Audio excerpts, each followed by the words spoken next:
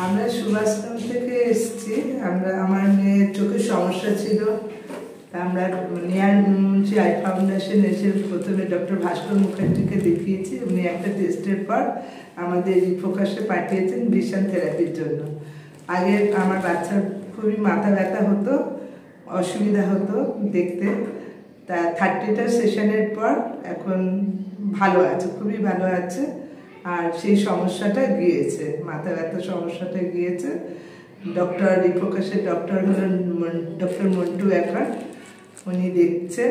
আবার 3 মাস বাদে আবার ওনাকে চেক আপে আনতে বলেছে। তাই এখানকার যে যারা ওকে এই জিনিসগুলো করিয়েছে, থেরাপিগুলো, ভিশন থেরাপিগুলো, এইসব মানে কী বলবো, এনাদের ব্যবহারও খুব ভালো লেগেছে। খুব যত্ন সহকারে ওকে ভিশন থেরাপিগুলো করিয়েছে, খুব ভালো লেগেছে। আবার 3 মাস বাদে আমাদের এখানে আসতে বলেছে।